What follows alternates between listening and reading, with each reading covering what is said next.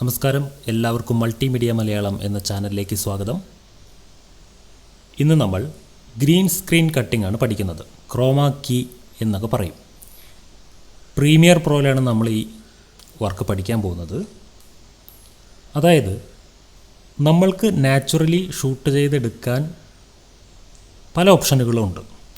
എന്നാൽ അതൊന്നും കൂടാതെ നമ്മളൊരു സ്റ്റുഡിയോയുടെ ഉള്ളിലോ അല്ലെങ്കിൽ എവിടെയെങ്കിലും വെച്ച് കൃത്രിമമായ ലൈറ്റിങ്ങിൽ കൃത്രിമമായ ഒരു ക്ലോത്ത് ഉപയോഗിച്ച്, ഒരു പച്ച നിറത്തിലോ അല്ലെങ്കിൽ നീല നിറത്തിലോ ഉള്ള ക്ലോത്ത് ഉപയോഗിച്ച് നമ്മളൊരു വ്യക്തിയെയോ മറ്റെന്തെങ്കിലും ഷൂട്ട് ചെയ്തെടുക്കുകയും പിന്നെ ആ ഷൂട്ട് ചെയ്തതിനെ നമ്മൾ ഇഷ്ടപ്പെടുന്ന ഒരു സ്ഥലത്ത് പ്രൊജക്റ്റ് ചെയ്ത് കാണിക്കുകയും ചെയ്യുന്നതാണ് ഗ്രീൻ സ്ക്രീൻ കട്ടിംഗ് അല്ലെങ്കിൽ ChromaKeying എന്നൊക്കെ പറയുന്നത്.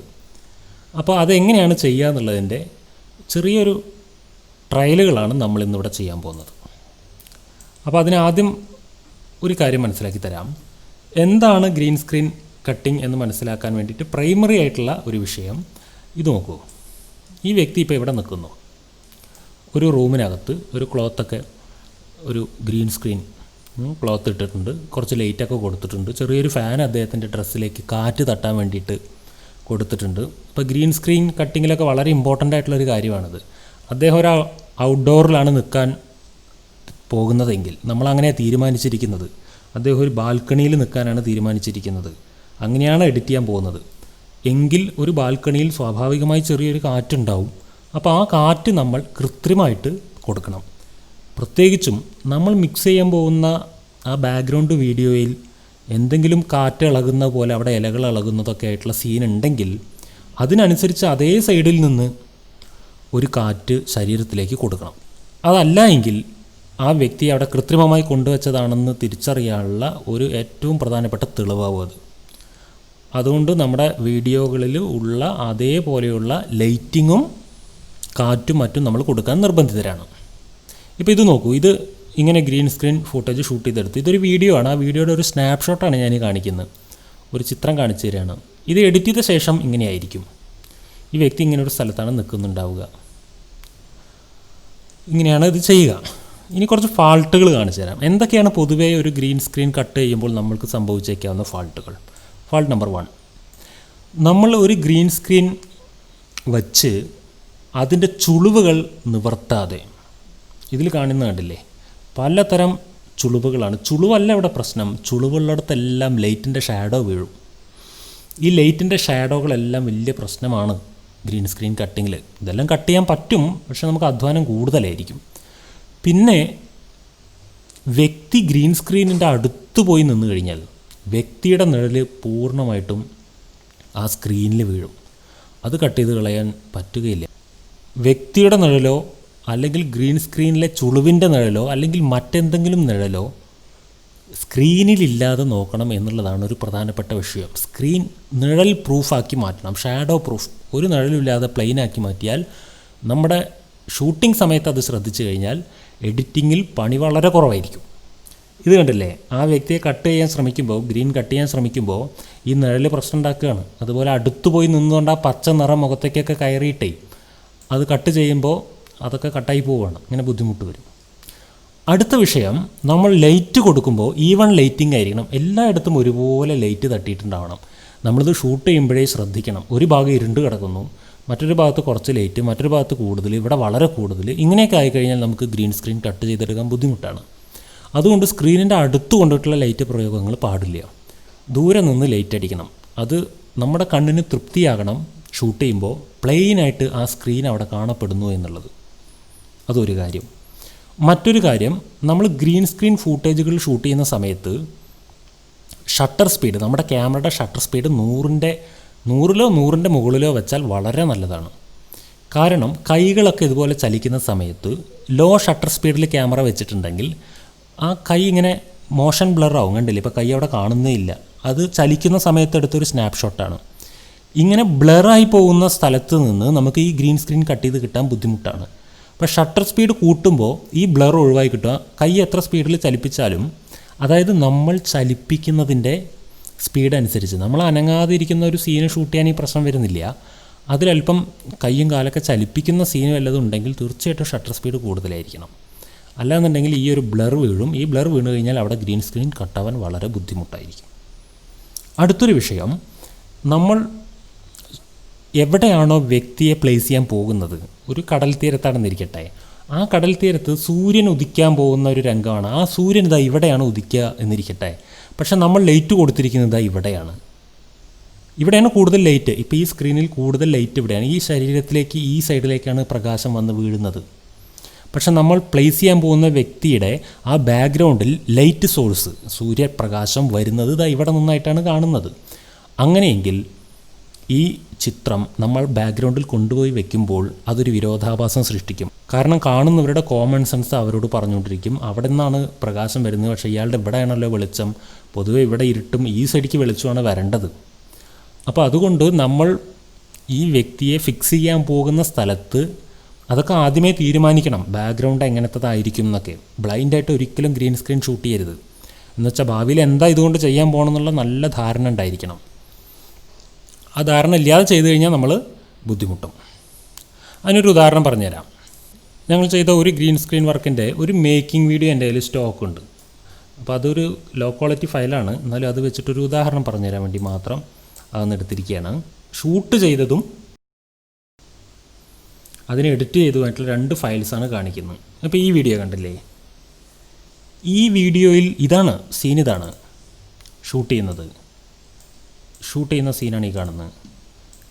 ഒരു ടേബിൾ ഇട്ട് അതിൻ്റെ മേലെ ഒരു ഗ്രീൻ സ്ക്രീൻ ഇട്ട് വ്യക്തിയെ ഷൂട്ട് ചെയ്തെടുക്കുമ്പോൾ എൻ്റെ മൈൻഡിൽ ഈ ഇമേജ് ക്ലിയർ ആയിരുന്നു. ഇതാ ഇങ്ങനെയാണ് ചെയ്യാൻ പോകുന്നത്, ഇയാളെ ഇങ്ങനെ ഒരു വീട്ടിനകത്തിരിക്കുന്ന സീനിലേക്ക് കൊണ്ടുപോകാനാണ് ഇത് ഷൂട്ട് ചെയ്യുന്നത്. ഈ ഐഡിയ ഉണ്ടെങ്കിലേ നമുക്ക് ഷോട്ട് എങ്ങനെ എടുക്കണമെന്ന് മനസ്സിലാവുള്ളൂ. അതിനുവേണ്ടി പറഞ്ഞു തന്നതാണ്. അതുപോലെ മറ്റൊരു സീൻ കണ്ടോളൂ. ഈ സീന് ഇത് ഒരു സൂര്യപ്രകാശത്തിലേക്ക് നോക്കിയിട്ട് ഇങ്ങനെ കൈവെക്കുന്നൊരു സീനാണ്. ഈ സീൻ ഇവിടെ ഷൂട്ട് ചെയ്യുന്ന സമയത്ത് എനിക്കറിയാം ഇവിടെ ഈ സൈഡിൽ നിന്നാണ് സൂര്യനെ ബാക്ക്ഗ്രൗണ്ടിൽ വരിക, അപ്പോൾ ഈ മുഖത്തേക്കൊരു വെളിച്ചം ഉണ്ടായിരിക്കണമെന്ന്.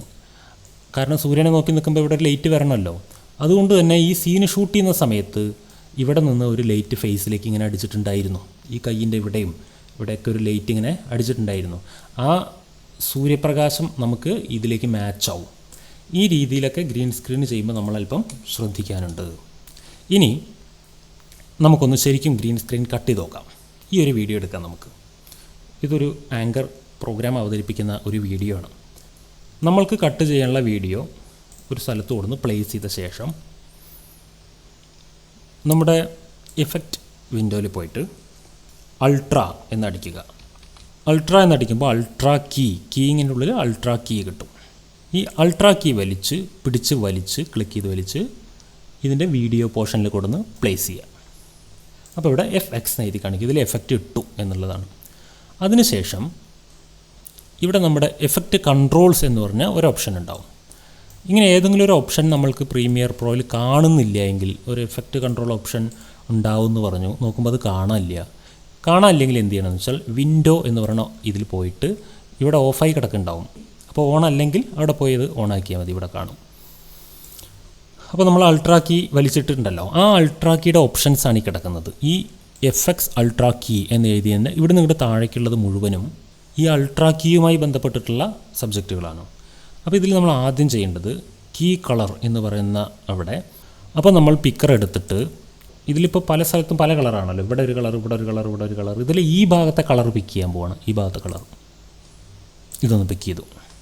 ഓക്കെ, അപ്പോൾ ഇങ്ങനെയാണ് സംഭവിച്ചത്. ഇനി ഇതിൻ്റെ കോൺട്രാസ്റ്റിനെ ഒന്ന് കൂട്ടുകയാണ്. അതിനുശേഷം ചോക്ക്, അതിനുശേഷം ടോളറൻസ്, അതിനുശേഷം ഇവിടെ ഈ ഹൈലൈറ്റ്സ് എന്ന് പറയുന്ന ഓപ്ഷൻ, അതായത് ഇവിടെ ഈ ഹൈലൈറ്റായി നിൽക്കുന്ന വൈറ്റ് കളറിൽ കാണപ്പെടുന്ന അതിനെ ഒന്ന് കുറച്ച് കൊടുക്കുകയാണ്. കണ്ടില്ലേ, ഇപ്പോൾ ശരീരത്തിലെ അധികം പോർഷൻസ് ഒന്നും കട്ടായി പോകാതെ നമുക്ക് കിട്ടിയിട്ടുണ്ട്. ഇതിലൊരു ബാക്ക്ഗ്രൗണ്ട് ഇട്ട് കഴിഞ്ഞാലേ നമുക്കിത് എങ്ങനെ ഉണ്ട് എന്നുള്ളതിൻ്റെ ഒരു ഐഡിയ കിട്ടുള്ളൂ. ഞാനൊരു മലമ്പ്രദേശം ബാക്ക്ഗ്രൗണ്ടായി ഇടാൻ പോവാണ്. ഇതിപ്പോൾ വളരെ വലിയൊരു അസ്വാഭാവികത വന്നിട്ടുണ്ട്. എന്താണ്, നമ്മൾ സാധാരണ നമ്മുടെ നാട്ടിൽ കാണപ്പെടുന്ന ഒരു ചെടിയാണിത്. ഈ ചെടി ഈ മനുഷ്യൻ്റെ തലയോളം വലുപ്പത്തിലാണ് വന്ന് നിൽക്കുന്നത്. കാരണം ഇത് ഞാൻ ആ ചെടിയുടെ അടുത്ത് കൊണ്ടേ ക്യാമറ വെച്ചെടുത്ത ഷോട്ടാണ്. അത് കാരണം ഇങ്ങനത്തെയൊക്കെ ഷോട്ട് വെച്ചാൽ പെട്ടെന്ന് മനസ്സിലാക്കാൻ പറ്റും ഇത് കട്ട് ചെയ്ത് ജോയിൻ ചെയ്തതാണ് എന്ന്. അപ്പോൾ വേറെ ഒരു സീൻ നമുക്കെടുത്ത് നോക്കാം. ഇത് കണ്ടില്ലേ, ഇത് വലിയ കുഴപ്പമില്ല തോന്നുന്നുണ്ട് അല്ലേ, ഇതിലേക്ക് സെറ്റ് ആവുന്നുണ്ട് കുറച്ച്. ഇനി നമ്മൾ ഇതിൻ്റെ ബാക്ക്ഗ്രൗണ്ടിനും ഈ വ്യക്തിക്കും കളർ കറക്ഷൻസ് ചെയ്യേണ്ടി വരും. വ്യക്തിക്ക് പ്രധാനമായിട്ട് ചെയ്യേണ്ടി വരിക ബ്രൈറ്റ്നസ്, കോൺട്രാസ്റ്റ് എന്തായാലും നമ്മൾ അഡ്ജസ്റ്റ് ചെയ്യേണ്ടി വരും. അതൊക്കെ ചെയ്യുമ്പോഴാണ് ഇതിലേക്ക് സ്യൂട്ടാവുക ആ സീന്. അപ്പോൾ എങ്ങനെ ചെയ്യുക? നമ്മൾ എഫക്റ്റ് വിൻഡോയിൽ പോയിട്ട് ബ്രൈറ്റ്നസ് BRI എന്ന് അടിക്കുമ്പോഴേക്ക് വരുന്നുണ്ട്. ബ്രൈറ്റ്നസ് എടുക്കുക, ബ്രൈറ്റ്നസ് വലിച്ച് വീഡിയോയിൽ ഇടുക. അതിനുശേഷം ഇവിടെ ബ്രൈറ്റ്നസ് കോൺട്രാസ്റ്റ് ഓപ്ഷൻ എടുക്കുക. ബ്രൈറ്റ്നസ് ഞാൻ ഈ ബാക്ക്ഗ്രൗണ്ടിനനുസരിച്ച് ബ്രൈറ്റ്നസ് കുറയ്ക്കുക ചെയ്യുന്നത്, കാരണം ബാക്ക്ഗ്രൗണ്ടിൽ ബ്രൈറ്റ്നസ് കുറവായതുകൊണ്ട്. കോൺട്രാസ്റ്റ് ഇത്തിരി കൂട്ടുന്നു. എന്നിട്ട് അതിൻ്റെ ഒരു കോപ്പി എടുത്തിട്ട് ഇവിടെ ക്ലിക്ക് ചെയ്തിട്ട് CTRL-C അടിച്ചാൽ മതി. ആ ബാക്ക്ഗ്രൗണ്ട് വീഡിയോയിൽ കൊണ്ടുവച്ചിട്ട് CTRL-V അടിക്കുക, പേസ്റ്റ് കൊടുക്കുക. എന്നിട്ട് ഇതിൻ്റെ ഈ കാൽക്കുലേഷൻസൊക്കെ മാറ്റണം. ഇത്തിരി ഇങ്ങനെ കുറച്ച് മാറ്റണം ഞാൻ. ഇനി എഫക്ട്സിൽ HLS എന്നടിക്കുക. HLS എന്നടിച്ചാൽ കളർ ബാലൻസ് HLS കിട്ടും. അത് ഞാൻ ബാക്ക്ഗ്രൗണ്ടിൽ ഇടുകയാണ്. അതിനുശേഷം ഈ ബാക്ക്ഗ്രൗണ്ടിൻ്റെ സാച്ചുറേഷൻ നമുക്ക് വേണമെങ്കിൽ കുറയ്ക്കാം, ഹ്യൂ ചെറുതായിട്ട് മാറ്റാം. ഇനി എനിക്ക് വ്യക്തി ഡോമിനൻ്റായി കാണപ്പെടണം, ബാക്ക്ഗ്രൗണ്ടിന് അത്ര ഇമ്പോർട്ടൻസ് ഇല്ലാന്ന് തോന്നുകയാണ്. അതുകൊണ്ട് ഒരു ഗാഷൻ ബ്ലർ എടുക്കുകയാണ്. അപ്പോൾ ഇഫക്ട്സിൽ ഗോഷൻ ബ്ലർ എന്ന് അടിച്ചു കഴിഞ്ഞാൽ കിട്ടും. ഇതാണ് ഗോഷൻ ബ്ലർ. വലിച്ച് ബാക്ക്ഗ്രൗണ്ട് വീഡിയോയിലിട്ടു. ബ്ലറിനെസ്, ഈ ഗോഷൻ ബ്ലർ എന്നുള്ളതിൻ്റെ ബ്ലറിനെസ് ഒരല്പം കൂട്ടുകയാണ്. ഇങ്ങനൊരു ബാക്ക്ഗ്രൗണ്ടിലേക്ക് നമ്മൾ സെറ്റ് ചെയ്തെത്തിച്ചു. ഇനി ഒന്ന് പ്ലേ ചെയ്ത് നോക്കിയാലോ? ഇത് കണ്ടില്ലേ, ഇങ്ങനെയാണ് നമ്മൾ ഗ്രീൻ സ്ക്രീൻ കട്ട് ചെയ്തെടുക്കുക. അപ്പോൾ ഇതുപോലെ നിങ്ങളും ഒരു വീഡിയോ ചെയ്തു നോക്കുക. ക്രോമയിൽ കട്ട് ചെയ്തിട്ട് മുൻപ് പറഞ്ഞ അതേ മാനദണ്ഡങ്ങളൊക്കെ പാലിച്ചുകൊണ്ടൊരു വീഡിയോ ഷൂട്ട് ചെയ്തിട്ട് അതിന് പറ്റിയൊരു ബാക്ക്ഗ്രൗണ്ടും തീരുമാനിച്ച ശേഷം വേണം വീഡിയോ ഷൂട്ട് ചെയ്തെടുക്കാൻ. എന്നിട്ട് ഇതുപോലെ ഒന്ന് മിക്സ് ചെയ്ത് നോക്കൂ. എന്നിട്ട് നിങ്ങളുടെ അഭിപ്രായങ്ങളൊക്കെ കമൻറ്റ് ബോക്സിൽ അറിയിക്കുക. ഈ വീഡിയോ ഇതുപോലെയുള്ള ആവശ്യമുള്ളവർക്ക് ഷെയർ ചെയ്യുക. ചാനൽ സബ്സ്ക്രൈബ് ചെയ്തില്ലെങ്കിൽ ചെയ്യുക. നന്ദി.